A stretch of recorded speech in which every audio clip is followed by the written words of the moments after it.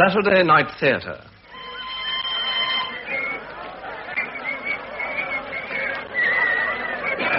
Don't forget the grocery list, Owen. Sure. Make it a dead cert. Don't forget. So long, Georgie. Bye. Bye, sir. Who was that? What is this grocery list?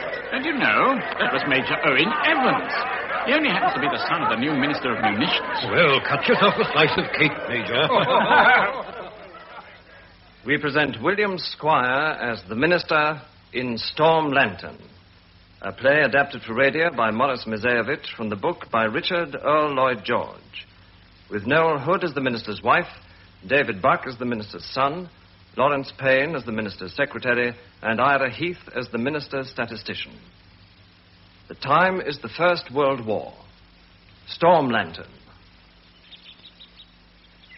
Owen! Oh, Owen, darling, how lovely to see you. We sent the car to the station. I got a lift from London. Well, let me look at you. You're looking well, Mother. How long is your leave, darling? I've got a whole week. It was supposed to have started at midnight on the 4th, and I was tangled up with a whole mob going to Victoria when I saw a friendly face with a large, familiar cigar stuck in the middle of it. So I got a lift down. Oh, that was nice of him. Well, the place looks wonderful. Oh, what a relief. Have you eaten, Owen? Well, I have, but I can always eat again, of course.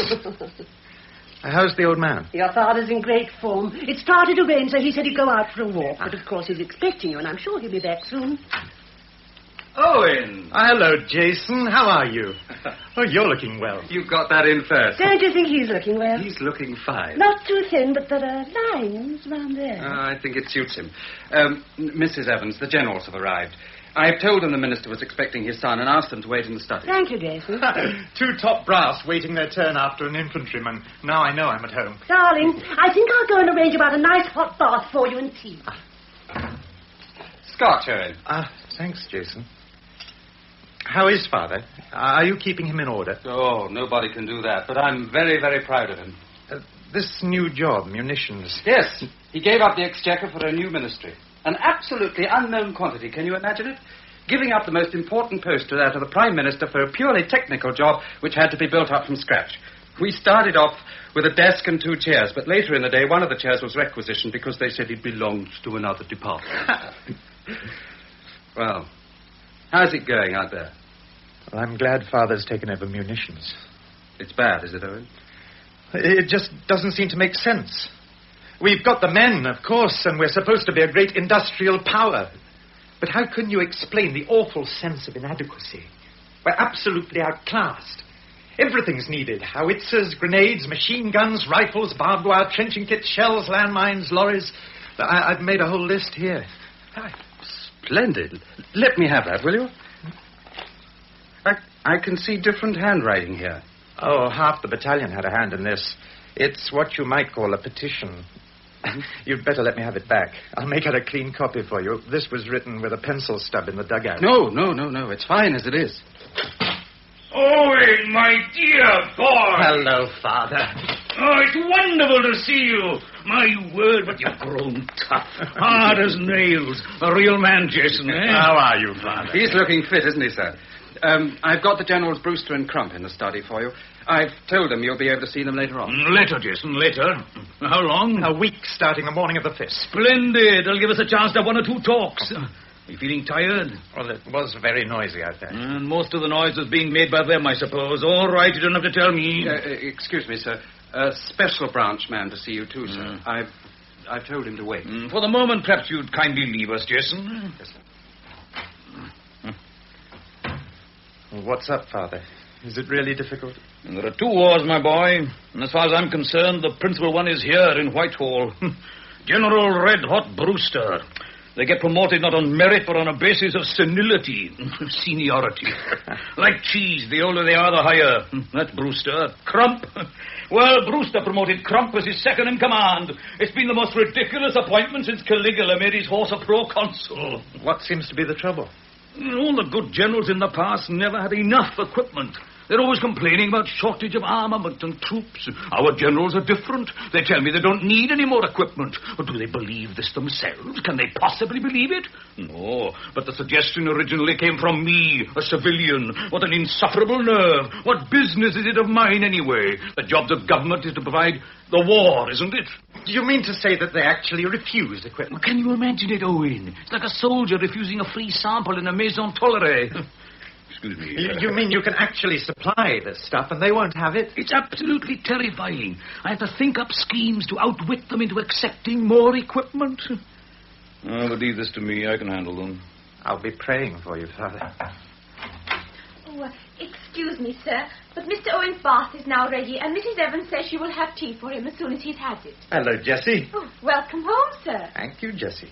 I think you'd better go, my boy. Don't worry about what we've been discussing. In fact, I think I got a bit of news that might cheer you up. Good news? I think so. So does Winston. Oh, what have you two been cooking up together this time? It's top secret. I've given my oath of allegiance. But you talk in your sleep. If you let this one out, you needn't worry about the Germans. I'll personally conduct the firing squad. Well, it must be something. Well, for security reasons, we call this thing a tank. It's a mechanized cavalry charger. Oh, no, that's been thought of before. It won't work.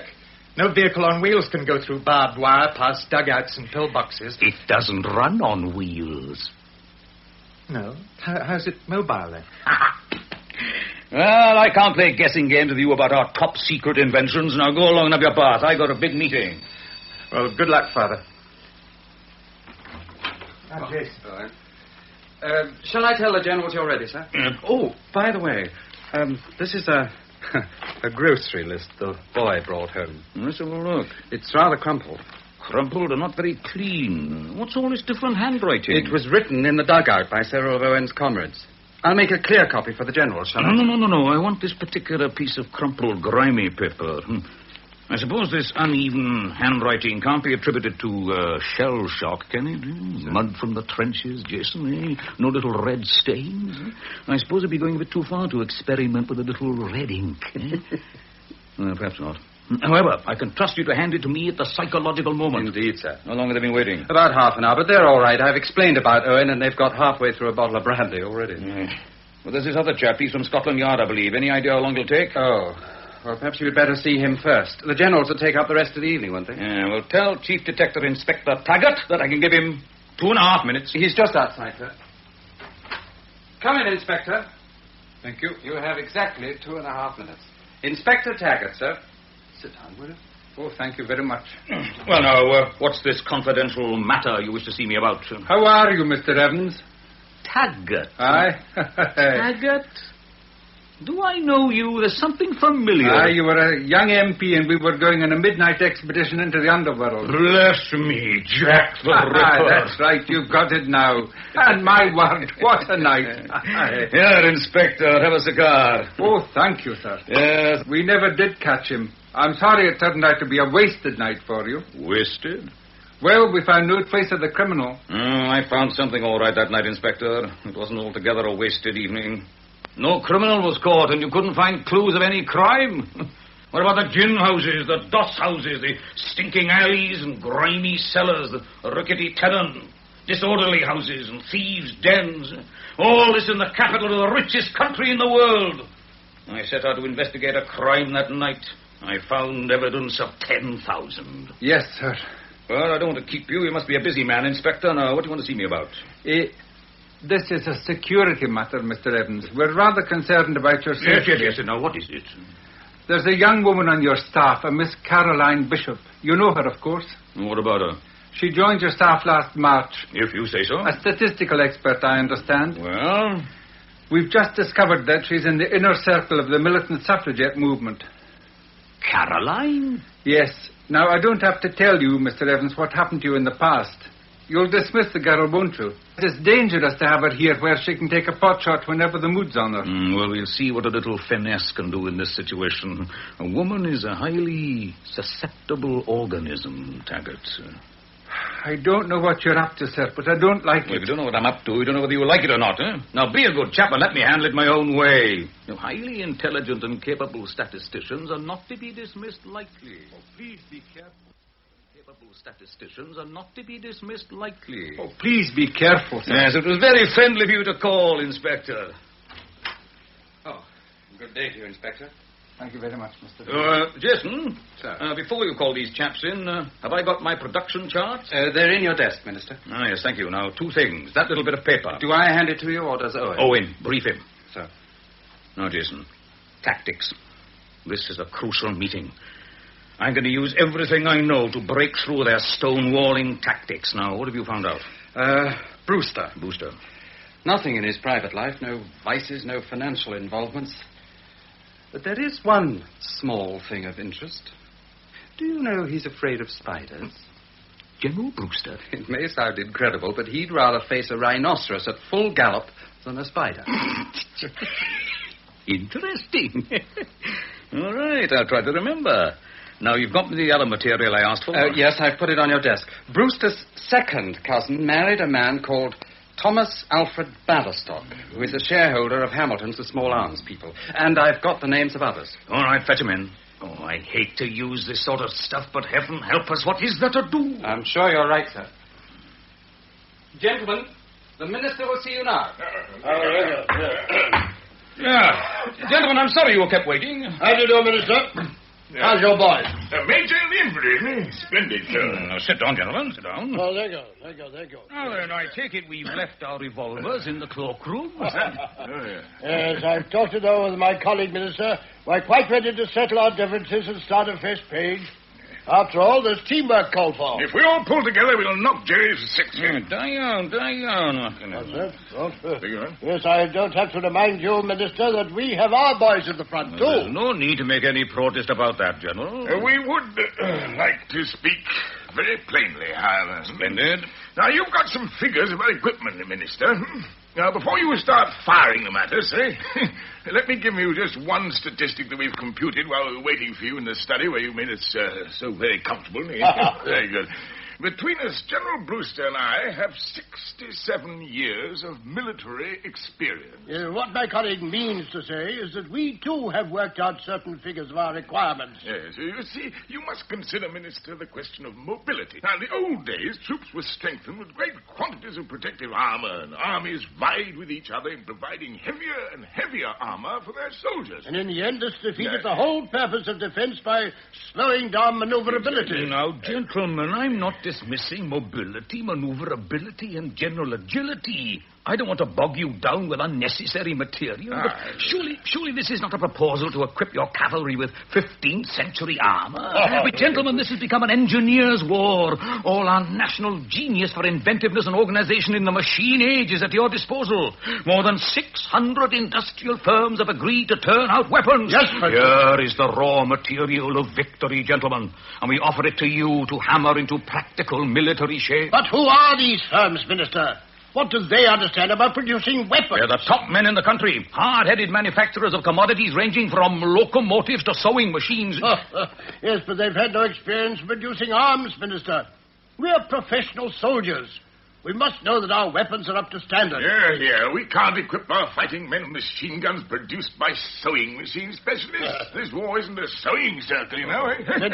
Minister, you must appreciate that it is only a selected number of industrial firms who have had the experience to produce weapons to the required standard. Yes. I have a list here. Now, these are old traditional firms whose experience goes back some 200 years. But, General, they made javelins then. If I needed pikes and bows and arrows, I'd be delighted to place an order for them with these fuddy-duddies. What's going on? A favored firm policy? Is there any nasty nepotism going on between the War Office and these ancient armorers? If there is, I'll get to the bottom of it. Sir, are you suggesting... No. I'm not accusing anybody, but every situation which encourages the favored firm's policy spews out its opportunists, its adventurers, and practitioners of corruption. Go look here, Jacket Man! I've been accused of this sort of thing myself, and through very ugly experience I've learned how these things function and create misunderstanding. I'm only telling you all this to explain the dangers of a favored firm policy. It creates jealousy, and jealousy is the father and mother of scandalmongering. When it rains, gentlemen, when the heavens open, we all get wet. I think you're exaggerating the danger of this, Minister. Trust my experience, General. You're in my territory now. Oh, I'm sorry. I didn't mean to intrude. Oh, that's all right, my boy. Your intervention might be quite timely. Come in. Gentlemen, I'd like you to meet my son, Owen. General Brewster, Lieutenant General Crump. Now, sit down, my boy. My son was in the tropics when war broke out, and he traveled 3,000 or 4,000 miles to fight in your war, General. I know your regiment well, young man. They're a credit to us. He's just come back from the front on leave, and by pure coincidence, he was telling me about the sense of insecurity he felt about German shell fire. Well, it's just that we feel we'd like to chuck just as much of the stuff back at them. When Owen heard that I'd been made Minister for Arms Production, his comrades made up a little grocery list. Am I right, Owen? Grocery list? You don't happen to have it on you, my boy, do you? Let me see, Father. Keys, lighter. List of addresses. No, that's not it there. There it is. Yes, I've got it, Father. There you are. Yes, it's all that different handwriting. I suppose most of your comrades had a hand in this. Yes. Some of this is almost undecipherable. They were written in the front line, weren't they? Yes. The word howitzers is written with a very shaky handwriting. Jackson was suffering from a bit of shell shock, I'm afraid. Now, what are we going to do about this gentleman, This crumpled bit of paper, grimy from the mud of the trenches, written with a stub of pencil on a soldier's knee by the light of a guttering candle. Look for yourself. Quite, yes, sir. Yes. I shall deal with it. No. Don't file it. I want to keep this little piece of paper. I've got a meeting at the Albert Hall on Sunday, and I'd like to be able to tell the people in that audience that this is the order I've received and to say that the goods shall be delivered. They shall be delivered, gentlemen. I'll tell Mother you're still engaged for the time being. You are doing. Well, gentlemen, shall we study these production charts? We've already seen them. How many machine guns do you think you need for each battalion, Brewster? 4 as a maximum. I've marked 16. Now, do you seriously think that this is going to hinder your strategy? No, don't tell me. Before you present me with any arguments, I think I ought to give you the benefit of one piece of strategy that I have acquired in my experience. Now, draw closer, gentlemen. Closer, please. What is it? Now, this is what I want to tell you. You're doing this all wrong. Don't you see, if you put in an order for more equipment than I can supply you with, you can always blame me for your defeat. What? I'm telling you something that you can use against me. Well, Brewster, how many machine guns do you want to order? We based all our tactics on standard weights of equipment, Minister. 4. When you march, General, go forward, for God's sake. Yes, we just don't trust those other firms. Do we trust them, Captain? No. No, God's we don't. sake, man, you heard my son say we need more shells. Shells that may explode in our own trenches? Exactly. All right. I'm sorry to have to do this. Let me see that list of favored firms, the old faithfuls. Well, we've given them to you. Here's our copy. Now, Brewster, you yourself have no personal interest in any of these firms, of course, but do you happen to have a relative called Batherstock? Tom? Oh, him? Oh, yes. Relative on my wife's side. Let's see, I've seen him for a couple of years or so. I see the name. Hamilton's listed as one of the firms we've been placing contracts with. Don't you feel it a little indiscreet for your relative to buy shares in that company? Damn it, man, what's it got to do with me? How do you think it would sound if there was a rumor to the effect that you resolutely refuse contracts to other firms, but the one in which your wife's relative invests his money is favored by the War Office? You're a bloody wicked conniver! There are thousands of shareholders in the Hamiltons. My sister's got shares in them herself. I'll deal with you in a minute. Now, listen. I know there's not a shred of connection between your favored firm policy and your wife's cousin's husband. But even if you two beat me up so that I have to crawl on my hands and knees to get there, I'll still get up in the house and tear every stitch off your backs. Now, apologize. Now, don't move. Oh, are you talking to me? Don't move. It might run up your leg. What? A spider. Oh, no. Oh, where?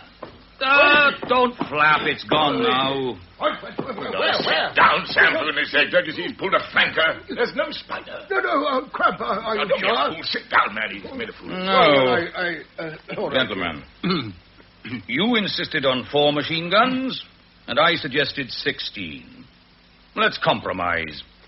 20. I'm setting our production targets at the same ratio. 500% increases. You'll have fortnightly reports as to our progress. All right. But we're placing a firm order for this lot, and if you're late with delivery, we'll nail you to the pole, sir. I said, don't bother to see me out.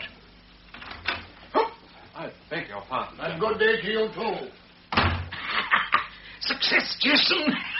Agreement. Oh, Jason, what a villain I am. Sometimes I succeed in frightening myself.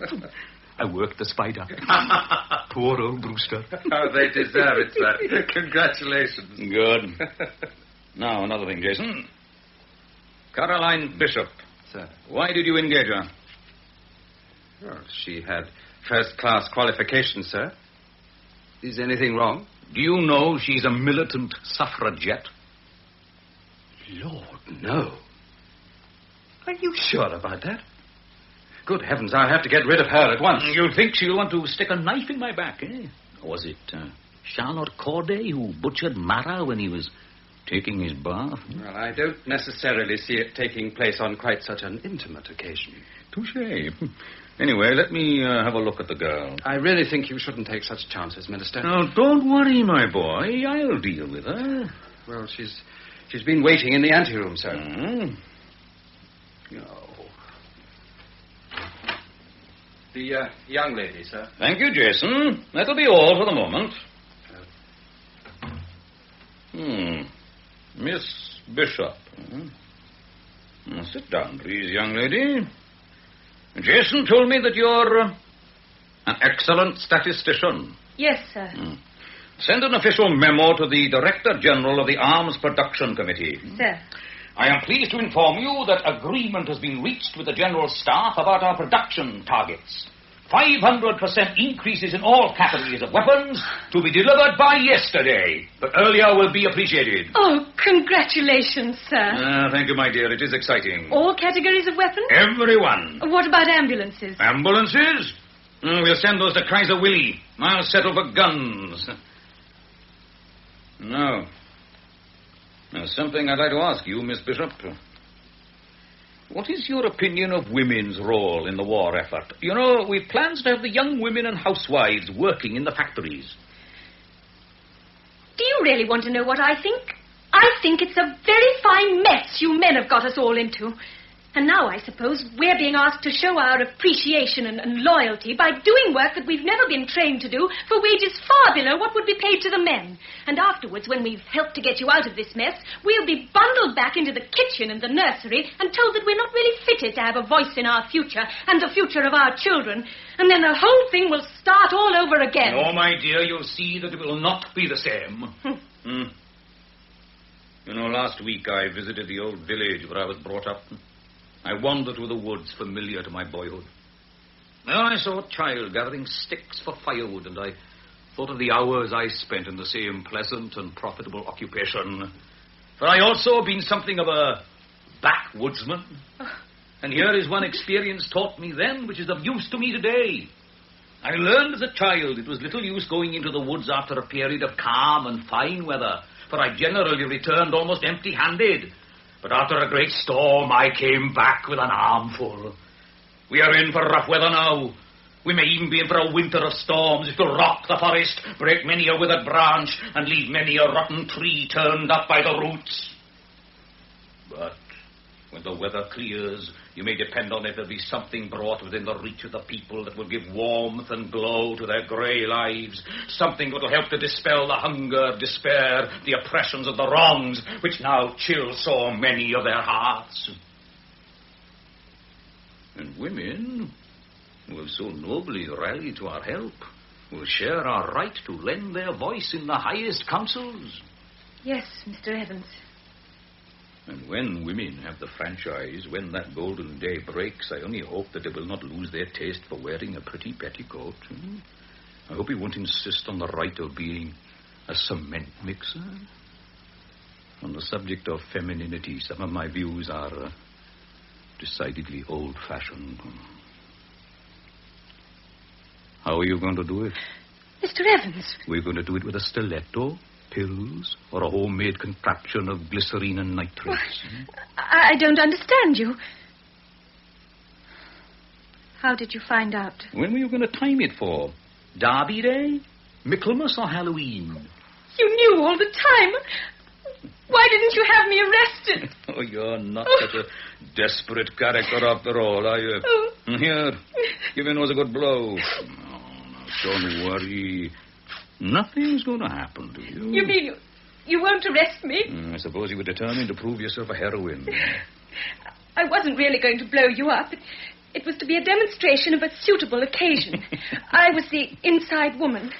Well, why did you calmly send for me when you knew that... Are you really a dangerous woman, Caroline? How fascinating. Tell me, have you ever stood on top of Vesuvius? I was in Naples when Vesuvius started getting lively again. All my hotel friends made a beeline for the nearest railway station. But I climbed to the top of Vesuvius and stood at the mouth of the crater, listening to the rumblings and watching the black smoke and little spurts of fire, like a huge angry cat licking its lips. I think you'd have enjoyed it too. It was one of the most exhilarating moments of my life. Standing there singing Welsh hymns. Clever girl. I suppose that's why you love storms. Yes, of course. I've seen you go out in the rain, waving your shepherd's crook, with your cloak flying in the wind, looking like some terrible villain from Italian opera. But that's exactly what I am. You know what I think, young lady? Instead of some noisy mob demonstration, you should try to make your point with feminine strategy. Did Cleopatra tie us off the railings, eh? Did Pompadour go on hunger strike? No, they waggled their pretty bottoms once or twice, and before you could say alimony, they had their hot little hands on everything they wanted. This isn't a personal opinion. Everybody knows about Cleopatra. Yes, sir, but please... Oh, don't you think the role of Mark Antony suits me? But please, Mr. Evans. I have to go now. Yes, of course. You know, perhaps I'd better have some figures from you. Come to my study after dinner. Yes, Minister.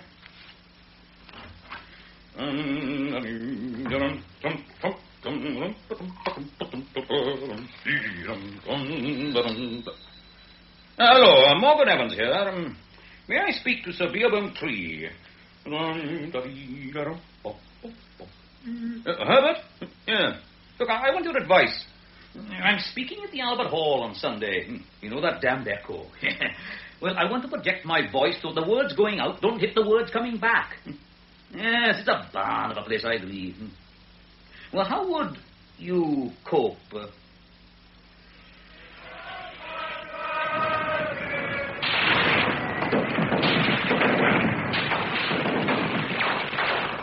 Hey, what do you know? This is all our stuff.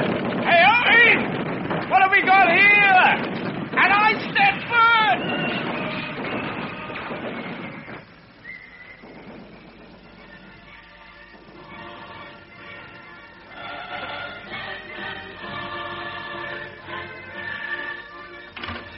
Sir! Yes, Jason.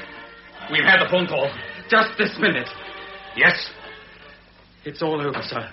The campaign worked. Oh, I knew it. News from the palace is that the PM's resignation was handed in early this morning. Thank God. At last my hands are free. I had to do it.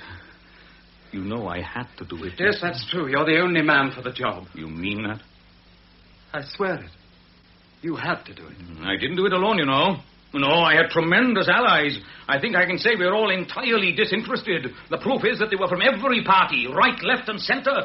We had to form a united front. Fleet Street, that's where the power is. Friends in Fleet Street. Yeah, but you know, it's easier to get rid of a prime minister than a general in wartime. That's a lesson we mustn't forget. The real work is before us. Well, I suppose I shall get a summons to the palace any time now. I'm afraid I have some bad news for you, too. What is it? A newspaper man has got hold of the story of your affair with Caroline Bishop. Oh, damn and blast. Oh, never mind. It's not serious. Nobody will dare attack me now. I know, but this newspaper man is stupid. He's a Welsh Anglican, and his editor is a Welsh Anglican. Oh, heaven help us. What am I to do? By the way, who is Caroline Bishop? You must remember, sir. Last year. Oh, yes. The suffragette. Goodness, I took all the ginger out of her crusade, didn't I? Yes, you're right. It's no laughing matter. Did I tell you that story about my feud with the Anglican bishop? One night our party planned a counterblast, and I appeared on the platform, and the chairman introduced me. He said, "We all know that the Bishop of St. Asaph is the greatest liar in creation. But thank goodness, yes, we have in Mr. Morgan Evans a match for him tonight." These Anglicans. What are we going to do? Who is this writer? I thought it best to let you see him, have a personal word. He's just arrived. How much can he prove? Well, I don't suppose he can actually produce a photograph of you in bed with her. That's it, brutal but true. Well, I had a word with him, and he's certainly got some proof. Enough to write a piece, anyway. Do you think he would really dare do this to me at the present time? Oh, don't forget, sir, there's a whole army of VIPs in your own party, in the Tories, among the Labour backbenchers, who would be delighted to see you embarrassed, to say nothing of the General Staff. Scandal brought down Parnell, Dilk. You haven't forgotten. Oh, what a curious world we live in. Here am I, the foster son of a shoemaker, who is about to become this country's war leader. I could only have achieved this on the simple grounds that I'm the only person fitted for this job. But because I relaxed after an 18-hour spell of work with a little slap and tickle in my study, social foundations crumble. The journalist, sir. He's 36, pompous, self-righteous, and a bit of a fool. He works for one of the Cardiff dailies. He seems to be flattered to be summoned to see you, but he won't easily be shaken. 36. And if he's a reporter and able to travel from Cardiff, he's able-bodied, isn't he? What does the army have to say these days about an able-bodied young man of 36, Jason? Yes, sir. I didn't think of that. No, we'll have to do this very carefully. We have to cope with it with the hot and cold technique. You'll do the threatening, I'll do the bribing. I've got to be the hero, of course. All right. All right, that's one. Now tell me as soon as there's any news from the palace. What else? The generals are here, sir. Crump's brought his plans for the offensive. Yes, now what's my opinion about that? Well, I think it's a crackpot scheme, but then, of course, I'm only an amateur. Why do you say that? Well, he wants to attack through a reclaimed swamp. And in August, at the time when there's been regular monsoon weather for the last 30 years. He says that summer is the best time for an army to attack, and we're supposed to have the advantage of surprise by attacking through a reclaimed swamp. I mean, if you think it a crackpot scheme, then the Germans will probably think so, too. Well, we've got the ordnance requirements all worked out in any case, haven't we? The departments have worked out all the requirements for supplies in every detail. Now, listen carefully. I want you to make a mistake in them. A mistake? Yes, an unimportant one, but a mistake. In what, sir? Anything. Gumboots. How many pairs of gumboots have you on order? Whatever it is, stick a knot on it. Very well, sir. And when we discuss the figures in your presence, you'll have to draw my attention to it. I see. Well, yes, sir. All right, that's all, I think. Now, we'd better deal with this young fellow. What's his name, the reporter? His name is Hughes. And his first name? Hugh Hughes. No jokes, Jason. If there's any jokes to be made, I'll make them. Yes, sir. Morgan, you know you have these visitors again, the generals. Shall I give them a meal, or are you going to be busy with them? Oh, Catherine. I'd like to have a chat, my dear. Yes, later, Jason. Let me know when you need me, sir. I have something to tell you, Cathy. What is it? What's wrong this time? My dear, there's nothing wrong, at least nothing serious. But there's something wonderfully right.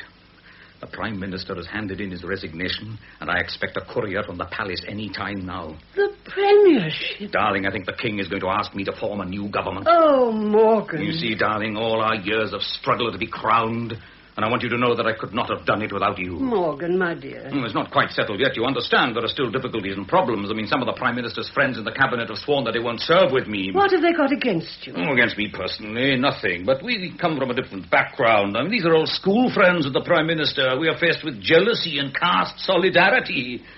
But I can overcome it, and I shall. With your help. How can I help you? You can help. I'm going to be absolutely frank with you, Catherine. My enemies have tried to find every way to discredit me. They stopped at nothing, even to fabricated scandal about me. I mean, you know very well, my dear, how vulnerable a public man is. I mean, I've only got to exchange a polite word with a woman at the reception and tongues start wagging. I mean, how many times has that happened in the past? Oh, Morgan, not again. Now, don't misjudge me.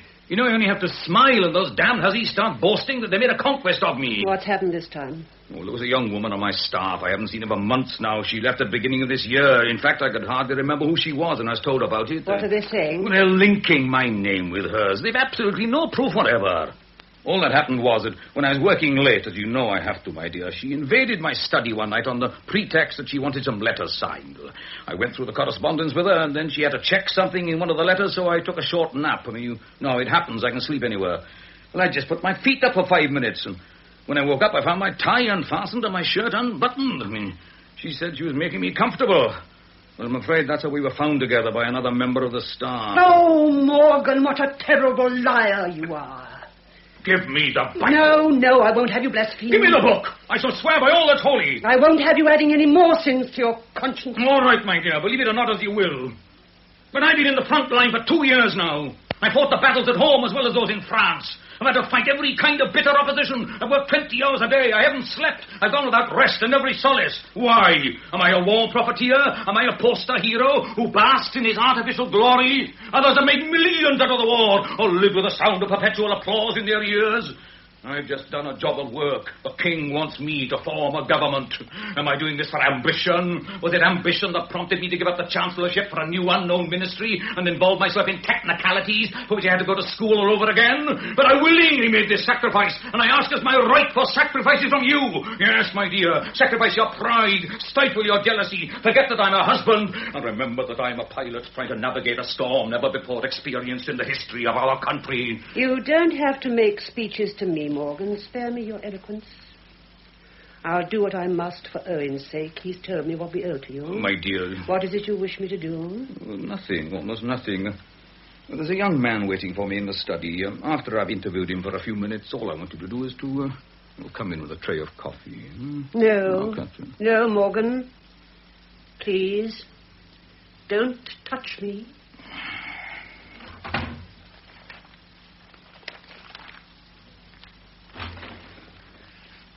Mr. Hugh Hughes. Oh, indeed. From the Cardiff Echo, Minister. How do you do, sir? Oh, busy, very busy, Mr. Hughes, as you see. We have to keep the pipelines flowing, don't we? Still, I always have time for my friends from the press. What can I do for you? No, don't go, Jason. Mr. Evans, sir, this may sound like impertinence, but my editor has asked me to interview you about a certain matter of importance in connection with your own personal life. My editor feels that in these days particularly, our leadership shall give an example of righteousness and uprightness. So many of us forget today, when our physical well-being is in danger, that it is our immortal soul which is important. Mr. Evans, sir, have you always followed the true path? Mr. Hughes, the minister isn't here to protest his honor. If you know anything to suggest that he is not an honorable and upright man, it is for you to prove. Otherwise, you must understand that question is a damnable piece of impertinence. No, Jason. The young man is earnest and zealous, and obviously he's only doing his work as a good journalist. There's nothing personal in all this, of course, Mr. Hughes. Oh, of course not, Mr. Evans. But I have my duty as a citizen and professional man to ask you this question. Well, my young friend, as you ask me on behalf of your Welsh readers, you obviously have a right to know these things. And the answer is that there is nothing whatsoever on my conscience. Come to the point, Hughes, of what are you accusing Mr. Evans? I'm afraid it is immoral behavior with a certain young lady formerly a member of Mr. Evans's personal staff. Have you any proof? I regret to say yes. We have corroborative information from another member of Mr. Evans's domestic staff. Oh, he's talking about Caroline Bishop, Minister. She was on our staff, that is true. Caroline Bishop? Do I know the girl? Well, she left our employment almost a year ago, Minister. I doubt whether you will even remember her. Who's the other person? Oh, somebody else we had to dismiss. She was directed from a rather redundant sinecure post to factory work. Well, Mr. Hughes, that doesn't amount to very much, does it? How well do you know these people? Well, it is true I've only known them a short while. Ah, you mean since they brought you the story? Do you know that woman, Caroline Bishop, was a militant suffragette and a sworn enemy of Mr. Evans? Do you know that the suffragettes tried to murder Mr. Evans in his own home, that they planted a bomb? And as a result of this criminal piece of folly, members of their organization were sentenced at the Old Bailey to terms of imprisonment. But that wasn't Miss Bishop. I've checked her background and know nothing against her. She has no criminal record. Nor have many other sworn enemies and opponents of Mr. Evans. But that doesn't mean that they wouldn't stoop to all sorts of devices to prevent him from doing his indispensable work effectively. You know, this matter is really more simple than it may seem. I have a large staff here. Because of the war, it is predominantly feminine. But Mrs. Evans has never seen fit to object to the presence of these ladies in my home. Oh, I think you'll have to find some rather stronger proof than what you've told us about. If you don't prove such an accusation up to the hilt, Mr. Hughes, I can promise you that both you and your paper will have the biggest libel damage claim in the history of Welsh journalism. No, Dresden, my boy, there's no need for any of this. I'm sure Mr. Hughes is a reasonable man. He's entirely disinterested. All he wants is to see that justice is done and the high standards that one expects from our leaders are maintained as an example to the community. I'd like to have it clear from you, Mr. Hughes. Mr. Evans has denied this accusation in respect of Caroline Bishop and this other person. Do you give us your assurance that you accept us? I shall report what you have said, Mr. Evans. But naturally, I am not authorized to give any assurance that my editor will not print my article. I understand, Mr. Hughes, that you are 36. Yes. And you obviously seem to be able-bodied. Oh. Is there any particular reason for your military deferment? Jason! No. Really? Excuse me, Minister, but I must insist on this. Mr. Hughes has questioned your character. It's true. Well, what's your explanation, Mr. Hughes? I don't have to give an explanation about that. I've already appeared before an official tribunal and satisfied them about my objections to fighting in the war on certain religious grounds. Yes. Let me see. Fighting in the war. Jason? Yes, sir. Aren't we forming a special corps of stretcher bearers? Oh, quite right, Minister. Brave fellows. Genuine pacifists, but honorably serving their country in an entirely non-combatant way there.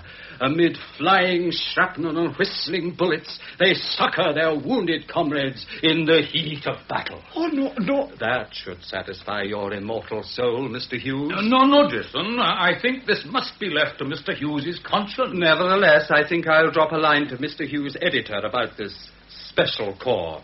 You know, Minister, how often you've been reproached about protecting young, able-bodied men when middle-aged family men have been called up. Yes, it is a problem.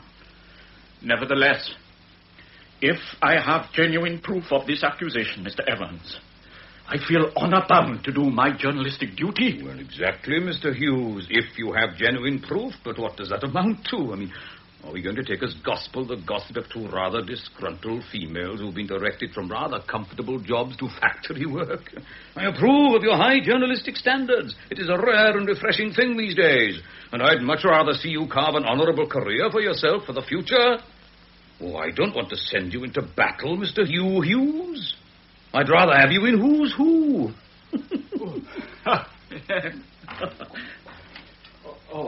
Ma'am? Oh, please don't get up. I'm sure you would like a hot drink after your long journey, Mr. Hughes. That's very thoughtful of you, my dear. Thank you, Ma'am. I'll leave you, gentlemen. No, Kathy, my dear, don't leave. I'd like you to stay and meet Mr. Hughes. He's from Cardiff. Oh, really? We have many friends there, Mr. Hughes. We always welcome our friends when they're in foreign parts. Mr. Hughes has asked me a rather personal question, Catherine. It's in connection with a young lady who was on my staff about a year ago. Do you remember her? A Caroline Bishop. No. No, I don't. I'm afraid I know nothing about her. But Mr. Hughes seems to think that I do. Well, come along, Mr. Hughes.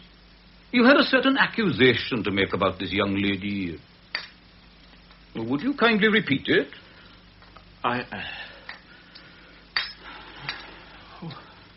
Milk and sugar, Mr. Hughes? No.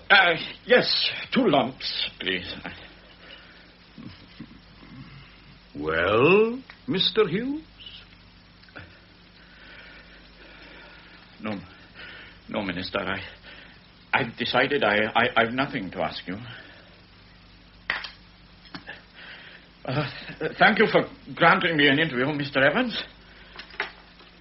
I have a long journey, and I think I ought to be on my way. Oh, I do understand. Now, look after yourself, young man. The slush on the roads is very treacherous. This way, Mr. Hughes. Oh, Catherine, let me help you. No, I can manage. Leave me be, Morgan. There's nothing more for us to say to each other. Just open the door for me. Oh, excuse me, Mrs. Evans. May I help you with that? No. Next case, Jason.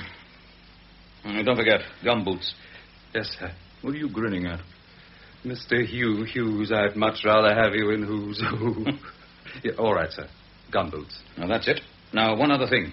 If the King's messenger arrives, interrupt us. And I want full drill with fanfares, general proclamation, and a 10-gun salvo. Yes, of course. You won't hear their groans for bursting rockets. This way, gentlemen. Good day, Mister. Good day, Minister. Gentlemen, now please be seated. Thank you, Minister. Thank you. Now, I understand there's only one thing on the agenda today. Crump's offensive project. It's about time we had your approval of that, Minister. Well, I've given you the guns, so now you're anxious to use them on me. We've got to get out of the doldrums, Minister. This stalemate must end, or we'll be defeated by sheer boredom. Yes.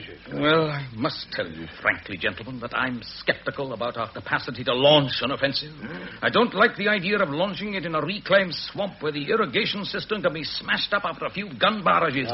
We've been over all that, Minister. Yes, The whole beauty of the scheme, if I may say so, is that no one will expect us to launch our attack at that particular time and place for the very reasons you've given. And we'll have the inestimable advantage of surprise. Exactly. Let's see, Brewster. As a matter of interest, do you recall how many machine guns you said you needed as a maximum? Oh, that's not... Oh, that was some time ago. And I remind you, 4, you said. 4. And I had to trick you into agreeing to 20. How many machine guns are we equipping our battalions with these days? 48. Need you feel surprised, gentlemen, when I point out to you that I have good reason for thinking that you tend to underestimate your requirements, particularly for an offensive? And you, sir, are the better judge of military problems than we are. Do you really want me to answer that? Come, gentlemen, don't let's bicker about past differences. We've acknowledged our great indebtedness to your work in the Arms Ministry.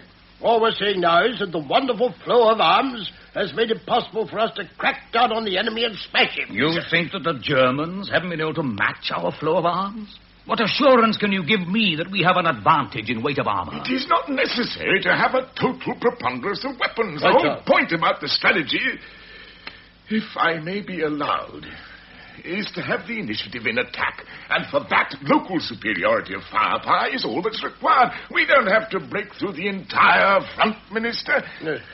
Look here, let me show you, sir. Now, look here.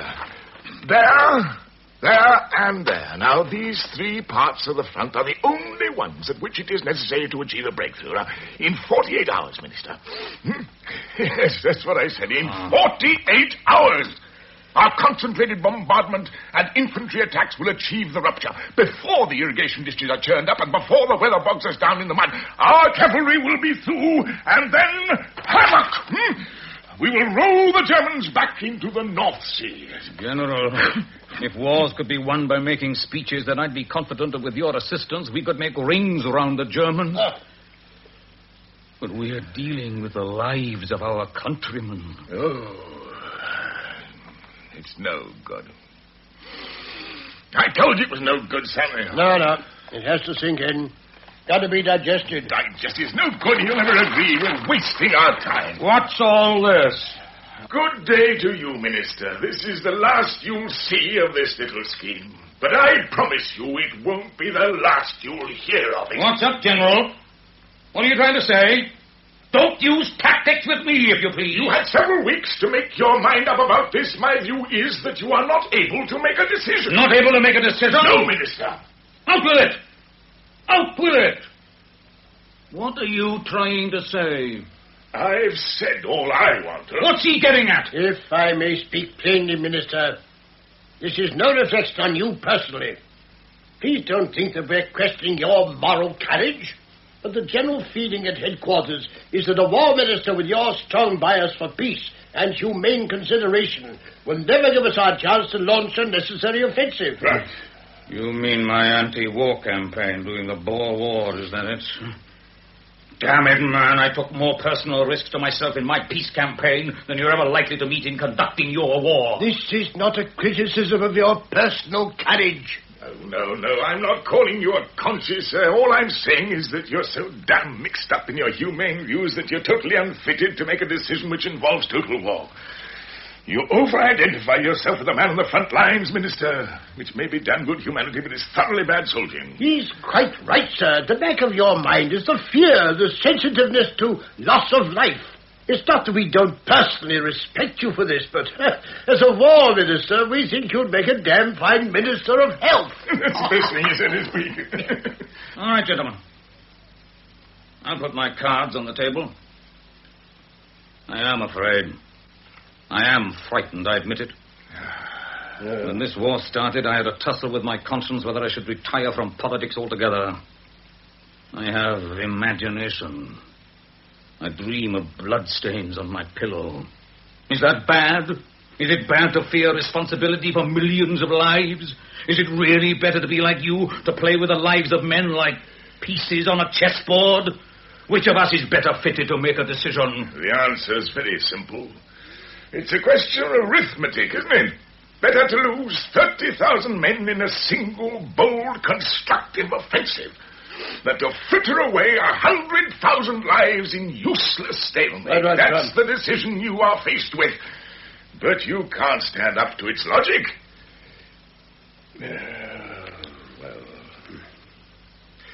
Well, there it is, Minister. I don't think there's any further point in staying. 30,000 men. Is that your estimate of our losses? It's not merely my estimate, Minister. 30,000. 3 divisions given a ration, more or less. These are the pieces. And for that, a complete breakthrough. A couple of pawns for a queen, to use your comparison. There's no need to search your heart any longer in these circumstances. We've consulted every expert, Minister, every field technician. You give me your word that your statisticians are entirely in accord with this? Absolutely. I'll get the files. Let's see the figures. I want everything. All the reports, every computation. Certainly. I have the papers here. Now, Jason, I want the ordnance and logistics file for General Crump's operation. Yes, sir. Here you are, Minister. Yes. It's all very neat, very reassuring. I want to make one final appeal to you. For the sake of our men at the front, for the sake of their wives and mothers, I put to you for the last time, are these the true estimates of our requirements to achieve a victorious offensive against the Germans in France? I've given you our assurance. No collective promises. I want yours and General Brewster's, and I want the signature of every man who had a hand in this report. You have my assurance, Minister, and you shall have all the signatures you ask for. A breakthrough in 48 hours and no more than a loss of 30,000 lives? I've already said so, haven't I? Brewster? Yes, I agree with that estimate. The file of the operation, sir. On the question of supplying your needs, gentlemen, we haven't been altogether indecisive, as you will judge for yourself.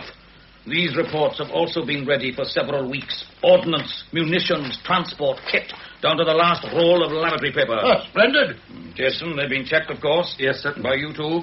More than a week's work, sir, if you remember. No errors, no miscalculations. No, sir. Well, there was one slight error, but it only concerned gumboots. Gumboots? Gumboots? Yes, sir. A minor matter, a mere typing slip, which I've since corrected in ink, as you can see here. A typist made a mistake in the noughts. Mistake in the noughts? Yes, sir. In the noughts, Jason? Sir, Fire her. Sir? Fire the whole department. Minister. Every able-bodied person to the front. But they're all over 50, including the women. I don't care if they're great-grandfathers. Do you know what it means to make a mistake in the noughts in time of war? What do you suppose the Germans would do? They'd call it sabotage, treason. Yes. It would mean the firing squad. Yes. A mistake in the noughts? Yes, sir. Yes, sir. Excuse that touch of irritability, gentlemen, but I'm sure you'll agree that it was necessary. There is no margin for error in these times. Well, we shall make a last thorough check before we... You can pour me a stiff one too, Brewster. Yes, of course. For you, Minister? No, thanks. Now, have a quiet drink, gentlemen. I'm sure we have plenty to think about.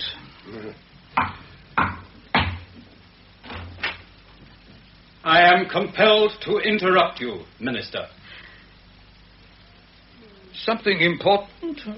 Sir, will you be attendant on the King's messenger, if you please? Mr. Franklin Brown, courier of His Majesty. Gentlemen. Come in, sir. I am pleased to receive you. Mr. Morgan Evans, His Majesty has ordered me to hand to you this personal document and requested me to await your answer. At once.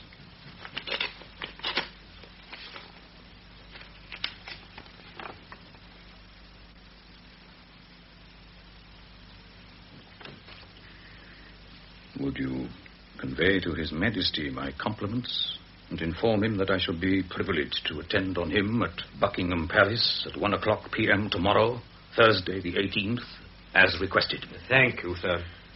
Jason, offer this gentleman the hospitality of my home, and when he is ready to do so, speed him on his way. I am obliged to you, sir. Well, of course, it's an open secret by now. You've heard that the PM resigned this morning. So that's it. That's it, gentlemen. I don't think I'm speaking too optimistically, but I think that next time we meet, it may be at number 10. You? Well, Yes. Well, we have plenty to do. Yes, you won't stay to dinner? Well, another time, if not now. Goodbye, gentlemen. Goodbye, dear Minister.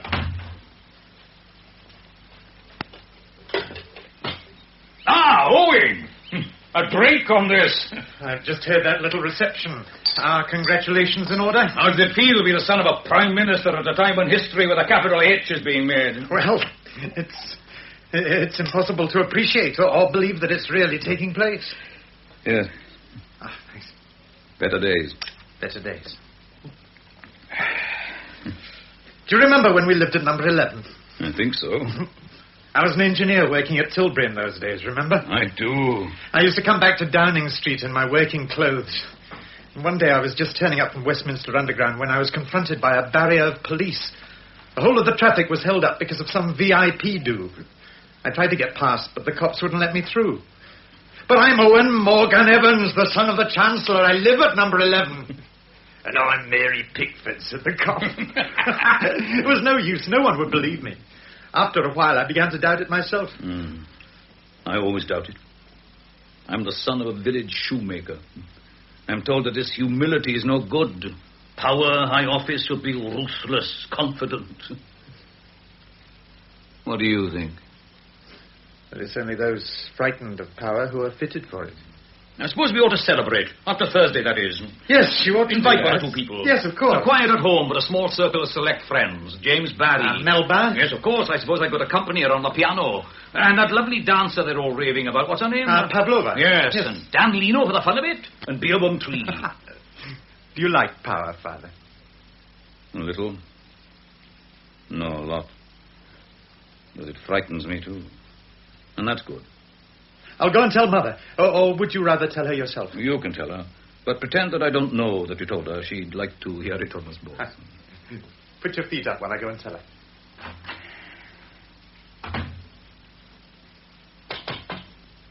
Who's that? Mr. Evans, may I come in? Who is it? Oh, it's you again, Inspector. What are you doing prowling about in the garden? Yes, come in, come in. Well, what is it? What is it this time? Sir, you don't happen to have on your staff a young female by the name of O'Connor? O'Connor? I only know they're Christian names. What about her? Middle height, nice build, red hair, speaks with a slight Dublin accent. She's not. Sir, I have reason to believe that the IRA secret tribunal have sentenced members of the British government to death by assassination, and it is my duty to warn you.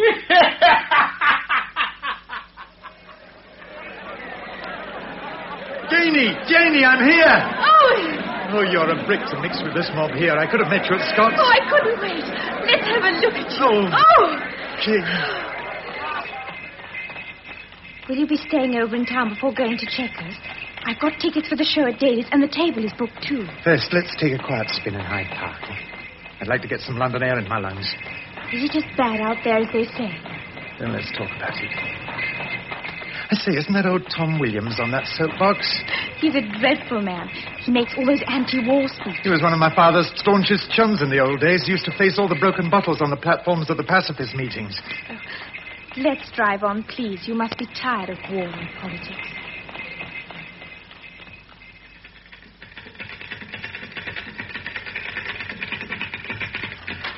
Hello there. Jason? Owen! Where is everybody? Well, your mother has gone for a short rest to Wales. We hadn't heard about your leave before she left. How are you? Where's the old man? Well, he's having a short leave, too. Whilst mother's away.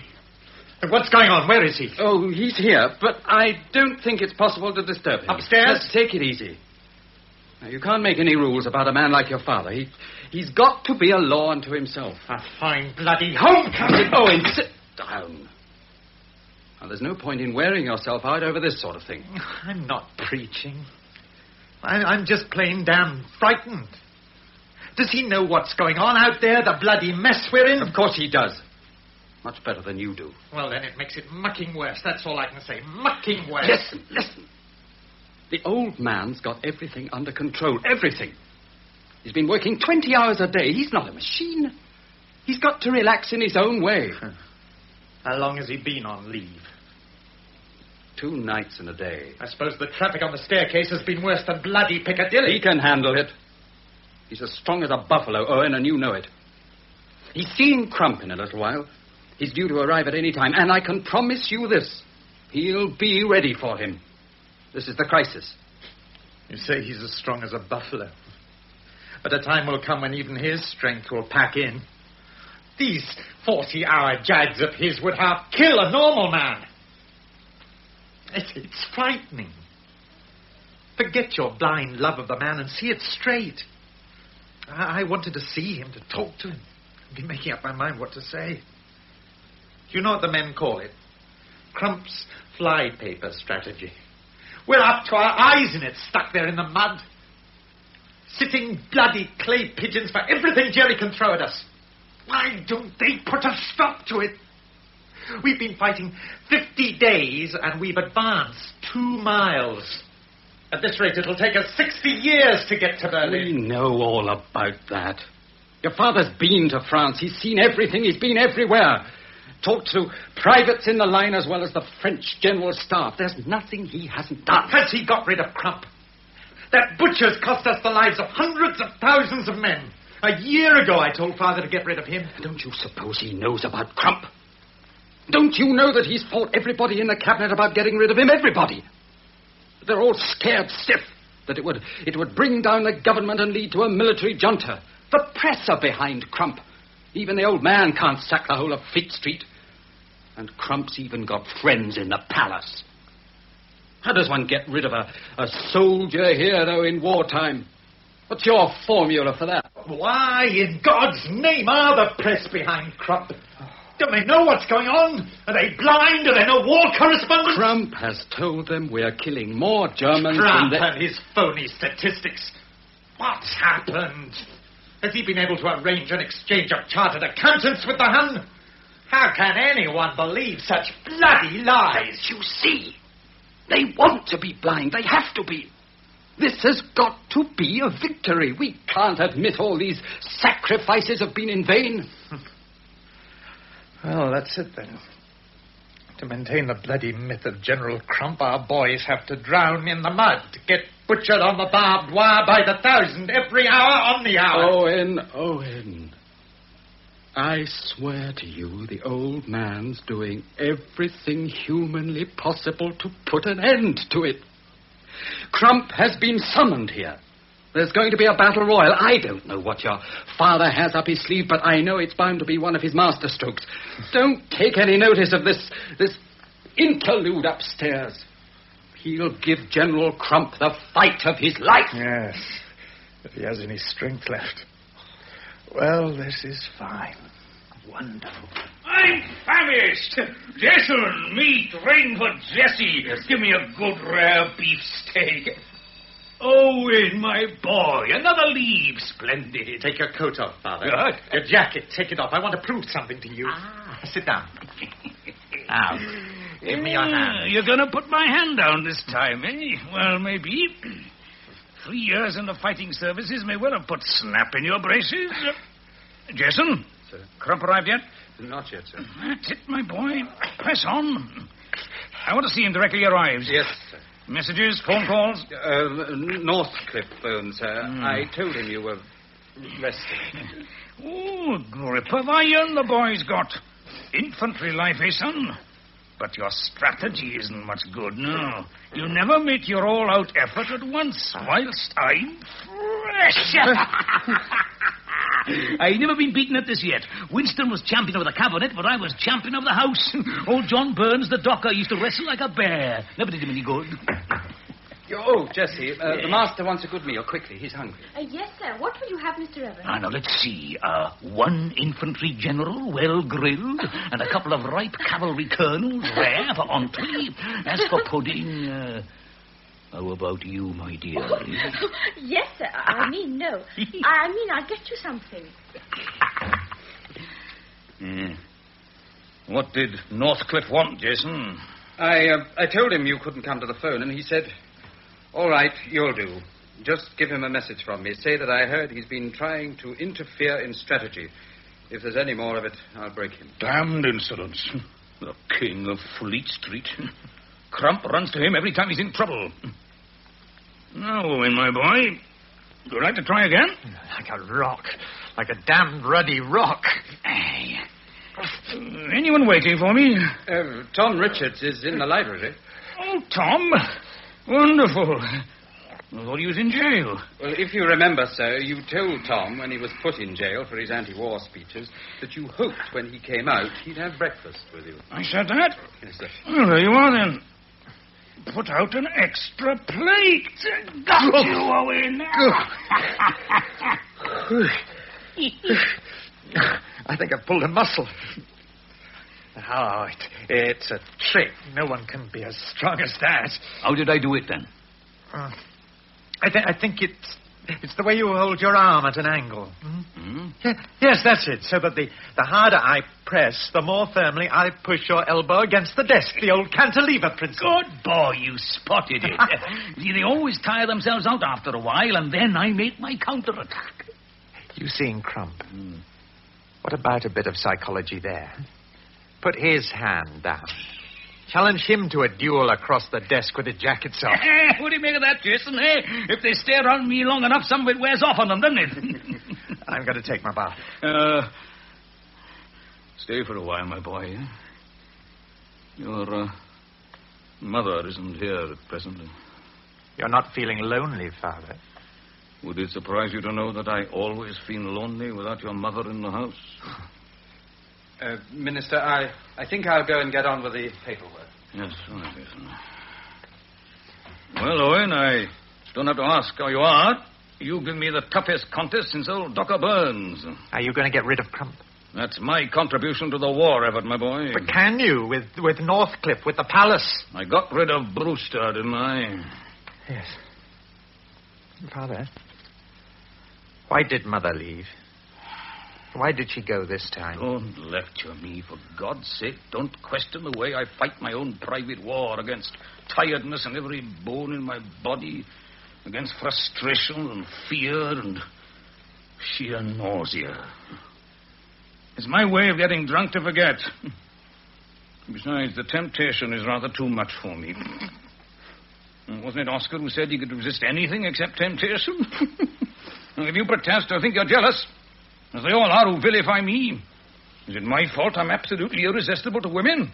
They're all jealous of my success with the ladies. Are you sure you're successful with women? Isn't it they who are successful with you? What do you mean? Now, what the hell do you mean by that? Is it you, Morgan Evans, the man they really fall for, not the legend, the myth, the powerhouse of Whitehall and Downing Street? How long can you carry on like this? How much can your physique stand? 5 years? 10? It'll see me through for what I have to do to help win the war. And afterwards? It'll all be in the melting pot by then. You'll be needed. All your experience and guile and drive and imagination. Every man must fight his own private war with himself in his own way, Owen. That's what we have to do. We always have to fight on two fronts. On two fronts. Father, you look all in. Huh? You're not worried about me? I'm going to have my bath. Sorry.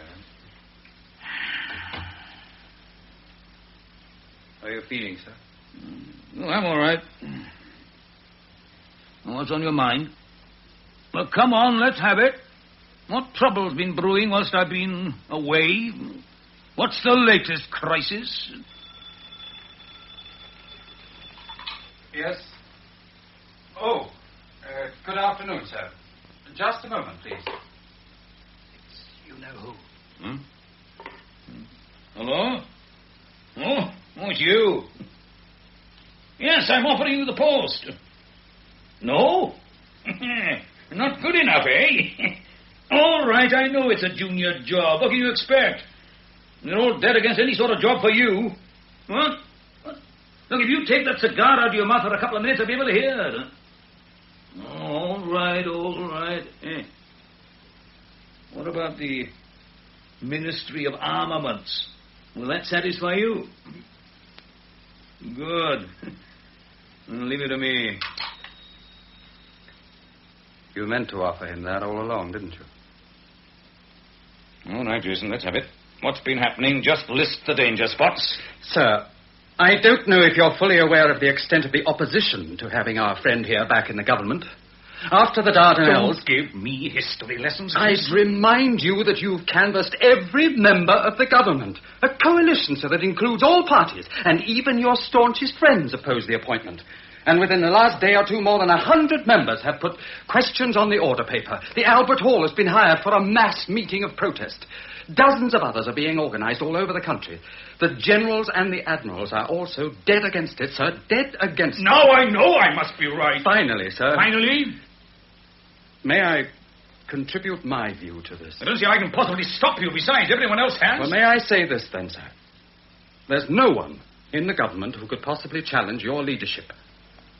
But if he joins the cabinet in your old job, armaments, you'll have a dangerous rival. I know that. Well, then, sir, if you know all that, then, for heaven's sake, why? For a very old-fashioned reason, but one for which I don't propose to apologize. He's a friend who's proved his friendship and loyalty to me. Mr. Evans. I see. Is that all, Jason? Yes. I suppose that is all. The general has arrived, sir. Good. Show him in. Sir. Now, what is it? I've known you for more than 10 years. And I realize that I've never really understood you. Till now. May I take your hand? How do you do, Jason? Thank you, Mr. Evans. Thank you. General Crump, sir. Thank you. Good afternoon, Prime Minister. My apologies for the delay, but His Majesty was kind enough to ask me to stay at lunch. Sit down. Don't fuss. I wanted you to see this. Latest reports from HQ. An expert sale executive, General, doesn't immediately produce his samples. A bad joke, Prime Minister. Not in the best of taste, if I may say so. You don't make me lose my temper so easily. I'll choose my own time to have a row with you. Sit down. You don't want to see these reports? I don't want to see your stories. I can read all the fiction I want in Lord Northcliffe's rags. You're being offensive, sir. In that case, I hope I succeed better than you do, General. I haven't come here to suffer your insults. Now sit down. I have something important to tell you. Very well. I sent for you, Crump, to tell you that the War Cabinet has approved my plan for a Supreme Allied Council representing all our allied nations. All strategy is to be coordinated by them in future. You, a Supreme War Command? Run by foreigners? Is that the idea? It will be run by generals best fitted to command, irrespective of their nationalities. Has it been approved by the War Cabinet? Yes, it has. Then why the devil wasn't I told about this before? Aren't I entitled to know about such schemes? And why wasn't I invited to give my views to the Cabinet? You're not a member of the War Cabinet. This concerns me, my work, my campaign in France. You're not a member of the War Cabinet. You have deliberately gone behind my back, sir, and presented me with a fait accompli. That's typical, my goodness, typical of what I've had to put up with.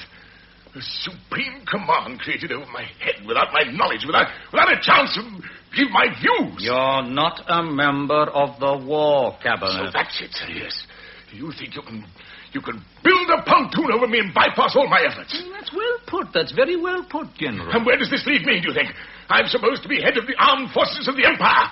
Are British fighting men to be at the mercy of foreigners and their schemes? If there's anything you seriously disagree with in the Supreme Allied planning, you have the right to appeal to the British government. To you? That will have helped very to me. I am the elected constitutional head, General. No, I will not put up with it. I demand a right to sit on this council myself. Well, that's possible. You agree to that? Then I don't want it. Oh, yes, I see it all now. If I go and sit on the Allied Council, you'll appoint a new field commander, and he'll have the real authority. And your approval to reject my strategy. If I remain in the field, then those damn frog eaters will clamp down on everything I want to do. Yes, that's it, isn't it? You create a special military house of lords to kick me upstairs into it. If I won't go, you'll give them the real authority. It's diabolical, that's what it is, sir. Diabolical. You're a schemer. Well, I won't stand for it. You may not be aware, but there are still one or two people who have confidence in me, sir. Two can play at this sort of game. Let me tell you this. At lunch today, the King said to me, Francis, he said, Francis, I was deeply moved by the press announcement of the latest success in the field. You dare threaten me? Threat, sir? I am merely reporting a private conversation about the latest communiques announced in the press. You think you can frighten me with your Fleet Street friends? How dare you? How dare you, I say, threaten the head of government? You'll find that I don't make idle threats. One of your friends from Fleet Street was good enough to warn me not to interfere in strategy. I'll show you how I deal with threats. Jason. Oh, what will you do to my friends, eh? Will you fire him, create a Supreme Allied editorial board, I suppose, for delinquent newspaper editors? Or do you really think that you can fight the very public opinion which you were good enough to explain was responsible for your appointment as Prime Minister? Sir. Got your notebook, Jason? Yes, sir. General, your friend from Fleet Street left a message telling me that if I don't watch out, he'll break me. Such insolence, I think you'll agree, needs to be punished. Your friend must be taught a lesson in future, not to leave such messages. Jason, we won't be too severe this time. 6 of the best will suffice to impress the lesson. Send a memo to the Ministry of Supply. I think we've discovered that we need quite a lot of wood pulp for the war effort. What does one need wood pulp for militarily? Cartridge paper, sir. Splendid. That'll do splendidly. Devil, For cartridge paper. Tell the Ministry of Supply to divert half the tonnage that goes to the paper mills to the Ordnance Department. The gentlemen of the press will have to do with rather smaller news sheets from now on. I think this may have the unfortunate effect of cutting down their profits from advertising revenue. How much do you think Lord Northcliffe would lose by this, General? 5 million a year? 10? No. An expensive message, wouldn't you say, Jason? Yes, sir. You were saying, General? Oh, all right. All right. You're strong enough to twist Northcliffe's arm, eh? You're head of the government. But I would remind you that we are a monarchy. You haven't heard the last word in all this. Oh, no, Prime Minister. I seem to recall that Cromwell was a Welshman. Prime Minister, How dare you threaten me with your palace intrigues? Why in God's name don't you use some of that strategy of yours to fight the Germans instead of the French General Staff and me? Do you think I'll be your Judas goat forever out there? 48 hours, you said. 48 hours and we'll break through the German lines and start rolling them back into the North Sea. That was more than 48 days ago. Where's your breakthrough? 30,000 men, you said. Less than 3 divisions will be sacrificed to achieve victory. We've lost 300,000 men so far, and we are still floundering in the mud. I remind you that 2 of the fighting men out there are my sons. A father is a tiger general. Victories. Victories. Lies! Lies! Oh, you be careful. I warn you to speak softly and think carefully from now on. You still got your job. You're still a great soldier hero. I won't take the glitter off your Wellington boots. But remember what I tell you now. When you go to war, General, pick your enemies very carefully. Someone you have a chance of beating. Because I fight dirty. I never went to Eton. My game isn't cricket. I know a few holes and low tackles you never dreamed of. Now pick up those papers and leave. The interim is over. I'll send you the war cabinet's new orders tonight. Damned upstart! Damned upstart!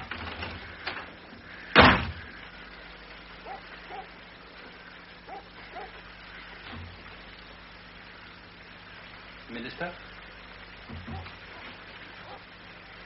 Minister? Hmm? Oh, it's you, Jason. He's gone, sir.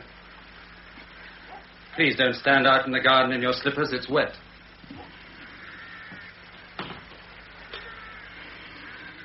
It's all right. Just sit down and rest a moment. Must have been a tough meeting. Your meal is ready. Shall I arrange for a tray here? You're shivering. I'll fetch you a shawl, shall I? No. You mustn't let them see me like that. Look, Mr. Evans, old Tom Richards is waiting to see you. Now, why don't you have a drink with him for old lang syne, eh? He always had the trick of taking you out of yourself. I'll be all right in a little while, Jason. Well, if you don't feel like eating now, how about a snort, eh? Oh, you're a good fellow, Jason. I've cleared the decks. No more appointments at all for the rest of the day. I've stopped all incoming calls. After what you've been through today, there can't be anything important. How did it go? Crump looked as though he'd collided with a tank. I wanted to tell him, to explain what I'd seen out there. What happened to me out there. But I was afraid, too. Afraid I might lose control. Misery. Grey hell. Quicksand. The tattered, bleeding corpses on the barbed wire. Like bait on a hook. I said to the young soldier who was showing me the battlefield, "Good God, can it be true? Is it really like this?" And he said to me, "It's worse further along." It's worse further along.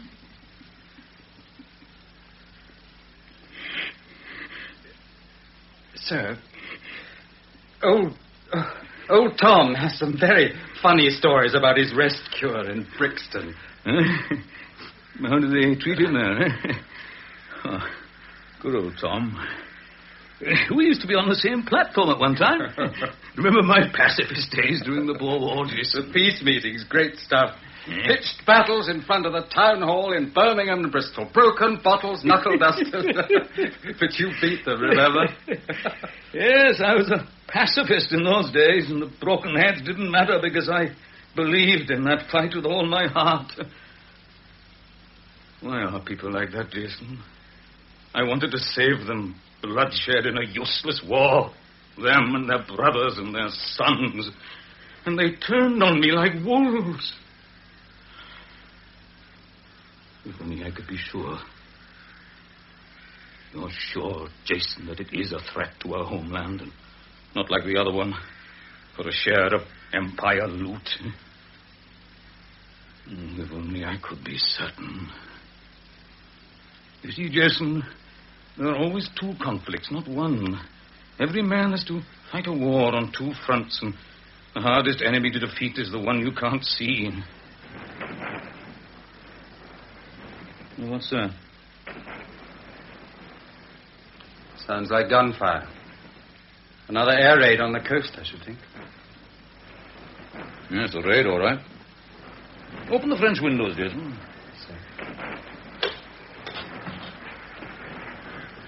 It's funny. All that gunfire, and the birds are still singing. I can hear them still in the rookery. Sir, I'd like to open the champagne. Champagne? You got champagne, have we? Yes. The French Premier sent us a case with his compliments after your last visit to France. Well, that's nice. That's nice of you. I'll open a bottle for you. Give it to old Tom. He's earned it, I think. They don't get very strong tea in Brixton, I'm told. And caviar from the Tsar of Russia. Ooh, that does sound formidable. For old Tom. Shall I tell him you will have dinner with him later? I'll prepare him for some blistering anti-war arguments. Splendid, isn't it, sir? Our French ally sends us champagne. Our Russian ally caviar. And we dine on them without pacifists. I'll tell Tom it will be war to the knife and fork between you. Fine. Fine. And now, Jason, I'd like to be alone for a little while. I understand, sir.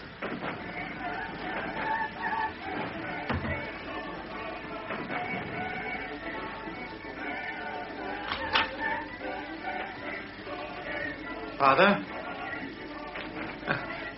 I brought you this old lantern. Huh? I knew you'd want to go out and watch the raid from the hilltop. It's even more exciting than a storm at sea. You writing to your mother tonight? Yes, probably. I'd write, too, and it's been a bad black day, and she can always tell. Send her a message from me to cheer her up. It's been a bad day, Father. I've had a theoretic success against Crump. Erected a war command to bypass his authority. Slung a pontoon over his head. History will know me as some sort of committee juggler extraordinary, political chess grandmaster. But I know it doesn't always work. Trying to guide Crump from above is like backseat driving. He's still at the wheel. The murder will go on. On and on and on. Until they've all had enough. All been drunk and sated. Sickened. And history will tell us it was a splendid victory. Mine and his. All right. The fever must run its course. There's nothing we can do but try to apply a few cold poultices. Look, I want to say this to you, Owen. You can come on my technical staff. You've had 3 years of it out there. I don't care a hang what anyone thinks or says. Enough's enough. No, thank you, sir. I'd rather remain with my friends. Oh. No, I didn't mean it like that, Father. I only meant just that. It was kind of you to suggest it. I understand. Well, it's a private battle. You must fight for yourself. No, it hasn't been all bad and black. You couldn't get rid of Crump. Not altogether, and not yet. But you faced another storm bravely and well today, sir. You reached out a hand and helped a friend out of the wilderness. Someone with the sort of leadership people might need one day. And perhaps history will be grateful to you for it, if it remembers. Go up on the hill and watch the raid. It's better than Beethoven. Yeah. What's the lamp for? Have we no torches? I thought this would suit you better. It's a ship's storm lantern. It's rather old, somewhat battered. There are a few rents in it. But it will give enough light to show you the way. Yes. The road's steep and there are some treacherous places. But it might do. And the view from the summit... The view from the summit, Owen. Doesn't that make it worth a journey to the end of the night?